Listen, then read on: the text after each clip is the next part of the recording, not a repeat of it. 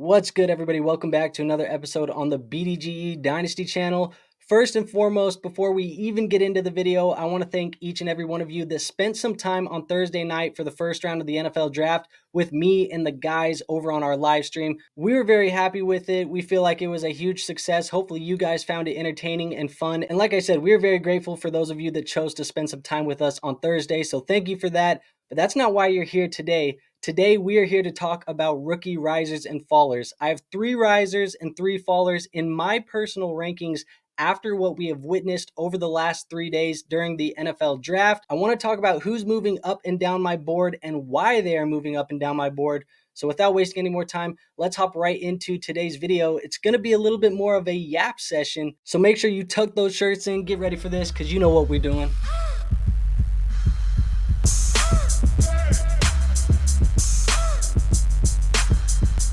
All right, so the first player that we are going to be talking about as a riser for me in my rankings is going to be quarterback Bo Nix out of Oregon. As you guys know, he was drafted in round 1 with the 12th overall pick to go to the Denver Broncos. Before the NFL draft, I had him as my 16th overall player in my rankings. And now after the NFL draft, he currently sits as my 10th overall player. He has moved from a second round pick in your rookie drafts all the way up to a late first round pick. That is a 6-spot increase in my personal rankings. And honestly, a lot of this has to do with the draft capital that Bo Nix received. Now, we talked about it all offseason. When you get a quarterback that gets first round draft capital, and not just first round draft capital, gets that top 12, top 10 type of range, that's something you have to adjust to. Whether we believe in the quarterback as a talent or not, he is going to get opportunity. And you look at what Denver has been doing to kind of build this roster. Obviously, this offseason, they have added Josh Reynolds, which isn't necessarily a world breaker for your wide receiver room, but they still have Courtland Sutton. They have Marvin Mims. They traded Jerry Jeudy, but they also have now drafted Troy Franklin as well. Bo Nix's teammate, they drafted Troy in the 4th round, so he is going to be coming to Denver as well. Now, with that being said, anytime you can get a quarterback in your Superflex rookie drafts, you got to take the opportunity. This is a guy who's going to be attached to Sean Payton. We know how Sean Payton is as a play caller. He's probably going to try and get the best out of Bo Nix, and he's been very confident in some press conferences after the NFL draft, talking about how Bo Nix has been his guy the whole time. He's a riser for me in my rankings. Like I said, my 10th player overall right now, and somebody who is definitely trending up. Now, moving on to my second riser in my rankings, we're actually going to be talking about wide receiver Keon Coleman out of Florida State. And it's funny how this has worked out, because you guys know, if you've been following the channel, I'd been giving Adam crap for months now about how I wasn't necessarily sold on Keon Coleman as a prospect. Now, with that being said, Coleman was drafted in the 2nd round with the 1st pick in the 2nd round by the Buffalo Bills. And if you guys watched our wide receiver landing spot video that I did just a couple days before the NFL draft, I talked about how the Buffalo Bills were an S-tier landing spot, one of the absolute best situations a rookie wide receiver could be drafted into, and that just happened to be Keon Coleman. Now, pre-NFL draft, I had him in my rankings as my 22nd overall player. Post-NFL draft, he has moved up to my 15th overall player. So that is a 7-spot increase for Keon Coleman. He has now moved within my top 7 wide receivers in my wide receiver rankings.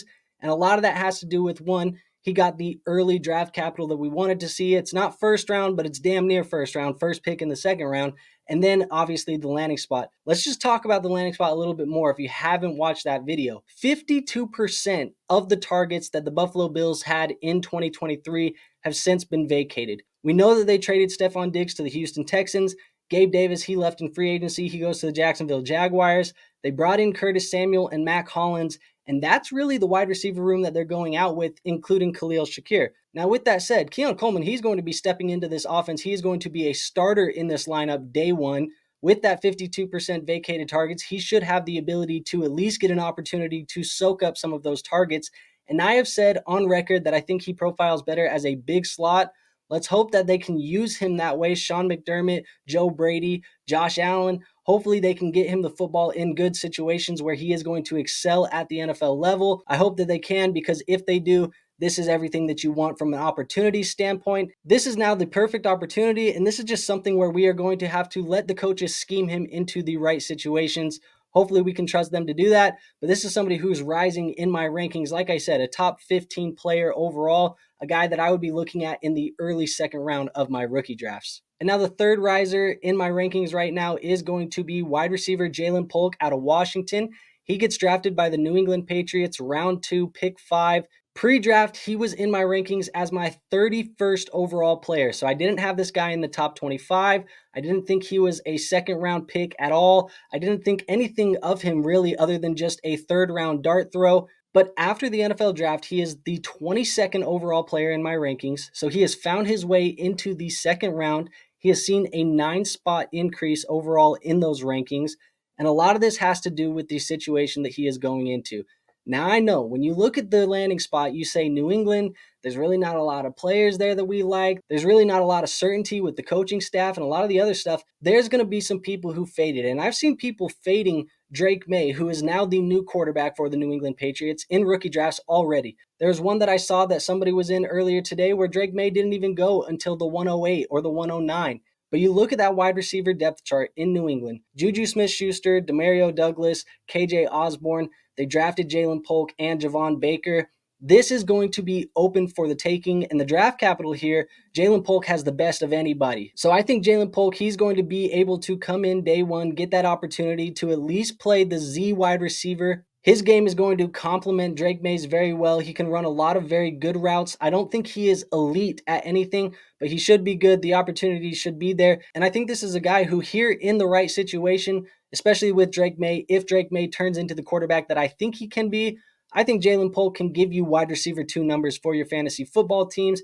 And that's why I think he is rising in my rankings, a guy who is going to be my 22nd overall player, and one of the guys who has seen the largest jump in my rankings after the NFL draft. But now that we've talked about the risers, let's talk about some of the negatives, some of the fallers, because when people rise, people fall. Starting it off right now, this is a guy that we've talked about on the channel a lot.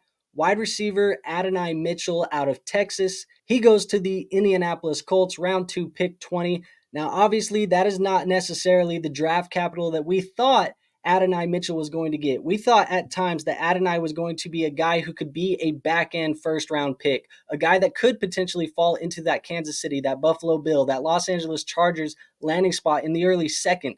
This would have been the best situation for Adonai Mitchell. Now, that's not what he gets. Pre-draft, we were very high. I was very high. I had him as my 10th overall player in my rankings. Post-NFL draft, he is now currently sitting as my 17th overall player. That is a dip by 7 spots total. You look at this landing spot here with the Indianapolis Colts, and Michael Pittman Jr., he has been paid to be the number 1. That is something that has happened this offseason. We know that that is going to remain true for at least the foreseeable future. Josh Downs has been a very good wide receiver. He is probably going to play that slot wide receiver for them as well. Now, where Adonai is going to fit in is he's going to play opposite Michael Pittman Jr. He is going to take over that Alec Pierce wide receiver role. Now, you look at their actual opportunity, they only had 3% of their targets vacated in 2023. So there's not like there's a lot of new targets to go around here. He's going to have to eat into somebody's role. That most likely will be Alec Pierce, but Alec Pierce wasn't being targeted a ton anyways. Obviously, there's going to be some things to like being paired with Anthony Richardson, being in an offense like this that is projected to be very good. The only issue is I don't think Adonai Mitchell has the ability to overtake Michael Pittman Jr. as the target leader in this offense, so that's going to cap his ceiling. And then obviously this offense could be pretty run heavy as well with Anthony Richardson and Jonathan Taylor. Obviously, Shane Steichen, he is a very creative play caller. I think he's going to find ways for Adonai to get open, but I think his ceiling is going to be capped here in Indianapolis, and he's more likely a wide receiver 2, and that's why he has now fallen to my 17th overall player. Now, moving on to my second faller, that is going to be wide receiver Troy Franklin out of Oregon. And now Troy Franklin, he's a guy that I liked a lot in the pre-draft process. I had him as my 13th overall player, and now you look at where he was drafted, round 4, pick 2 by the Denver Broncos. Obviously, the draft capital showed us that he isn't necessarily a prospect that was sought after at the NFL level. His post-draft ranking for me is now the 20th overall player. That is a 7-spot fall for Troy Franklin. And now the only thing saving Troy Franklin from falling further, because like I said, that draft capital is not ideal. That is not what we wanted out of Troy Franklin's NFL draft week. But the only thing saving him is the fact that he is going to Denver, where like we've talked about with Bo Nix, he is reuniting with the college quarterback. He's also going to a situation where there have been rumors about Courtland Sutton not being there long term. He hasn't showed up. He wants a new contract. There have been trade rumors over previous years. And then outside of Courtland Sutton, Marvin Mims, Josh Reynolds, not necessarily proven wide receivers for this offense yet. So I think Troy Franklin has an opportunity to save himself, but it would be absolutely crazy if you didn't drop him in your rankings. For me, he has fallen 7 spots. More of a guy that I would take a shot on in the mid to late second round of my rookie drafts. He's no longer a guy that I would consider at the back end first, early second. That's kind of where I was before. So he has definitely been a faller in my rankings.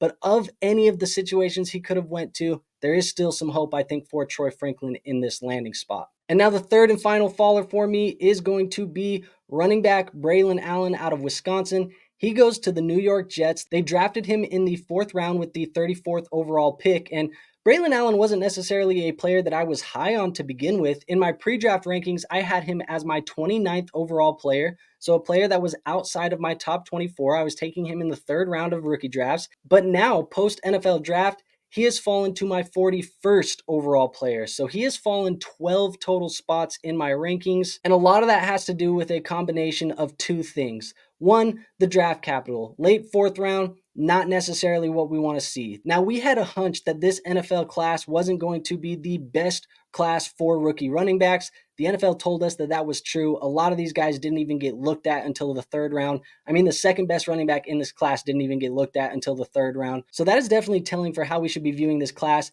And not only that, obviously Braelon Allen, back end of the 4th round, also has to go play behind Breece Hall.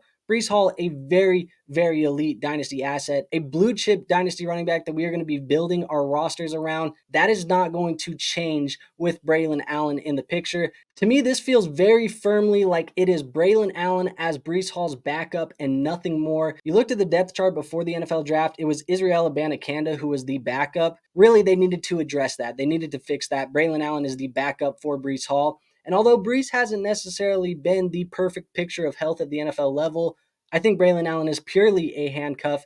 And for a guy like that, I am not necessarily willing to spend really any valuable draft capital on that type of player, unless I guess, of course, you have Breece Hall in your lineup. But other than that, Braelon Allen, this feels like you are just drafting a guy that you hope gets to play a couple games a year and get some starting reps for you. But the reality is he probably is never, ever going to supplant a guy like Breece Hall as long as Breece Hall is healthy and under contract there in New York. So there you have it. There is 3 risers and 3 fallers for me in my Dynasty Fantasy Football rankings after the NFL draft. If you guys enjoyed this video, go ahead and hit that like button. It is the best free way to show this channel some support. Also, make sure you guys are subscribed to this channel. That way you never miss any future uploads. Excited to keep pumping out the content all off season long. And with that being said, we'll see you guys on our next video. But until then, peace out.